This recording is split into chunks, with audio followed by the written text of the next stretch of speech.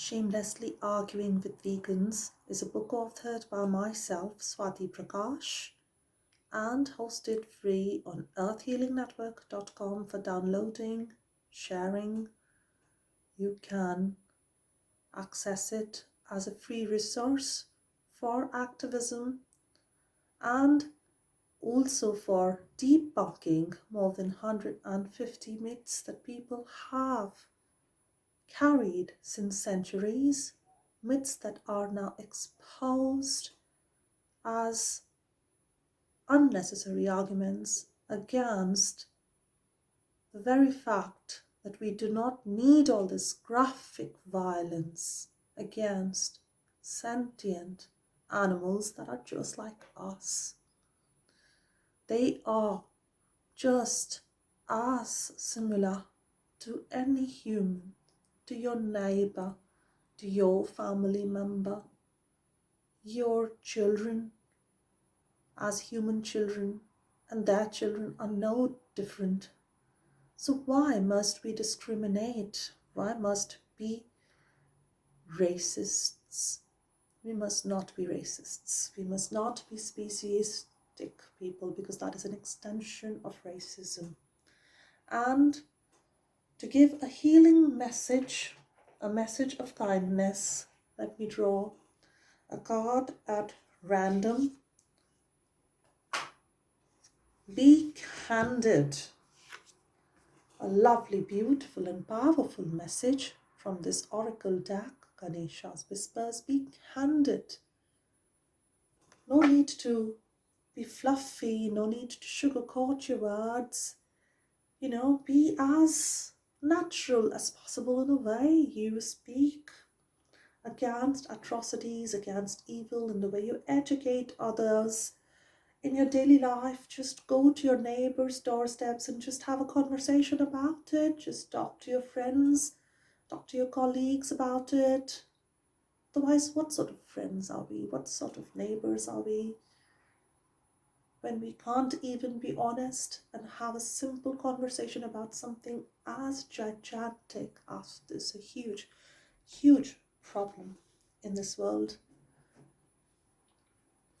So, out of the 150 arguments exposed here, to debunk one of them very quickly, picking up an argument of the day. Let me see. What do you feel? Do these animals feel something? Argument number 6. Some people think these animals do not feel a thing when they are killed humanely. Why not kill them? They don't feel anything. They're just going to slaughterhouses to be euthanized, according to these argumentators. Is it true?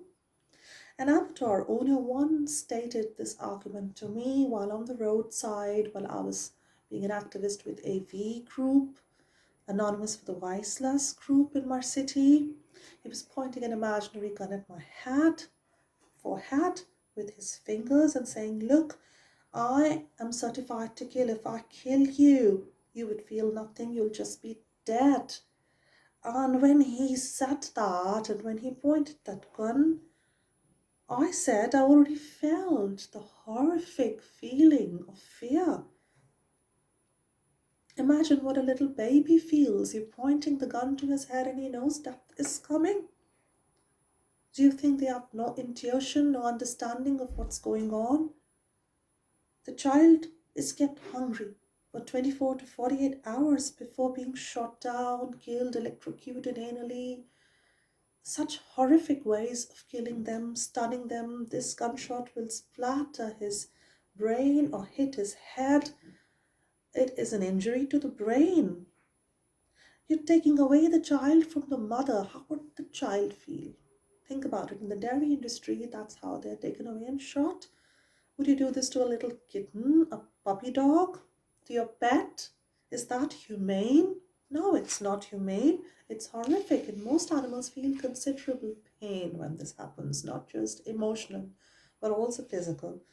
Now, we must be robots programmed by our society to think that the best and standard practices and welfare norms are implemented by governments and corporates all over the world. We are being really foolish. The Matrix has this, obviously.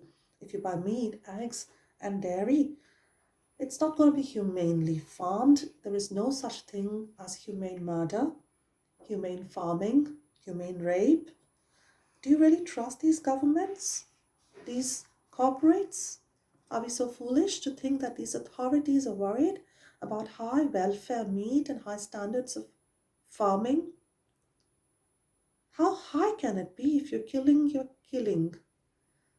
If you're raping, that means artificially inseminating someone to produce babies to take away and kill. That is never going to be humane. No farming happens without slavery and exploitation, without control over someone else's life and choices. It's their life, not yours. When we endorse humane farming, we sound like crazy fans of a violent, abusive system, and yet we keep defending it like fools who never learn. In this la la land, we think that there's no corruption, or probably very less corruption in our developed world, in our spiritual country. We really think that criminals go to jail? No. We think that abusive farmers are prohibited by law to abuse animals? No, they're doing that every single day. Don't live in a fantasy world. Ask yourself, if you were to be farmed, your children being bred to be taken from you, to be raised, and to be sexually exploited, to breed down children, and then killed for organic meat, young, for semi-skimmed milk, or any other humane product, how would you feel? Would you be in agreement that our own farming of our own children will be humane? What if we were to someday go into the same slaughterhouse to die as these animals are sent to? So I hope this gives you food for thought, and I hope you stop eating people. These animals are people, not food. Hope you stop wearing skins of people. Stop being an abuser, a serial killer, or someone who pays for these crimes and sponsors them. Thank you.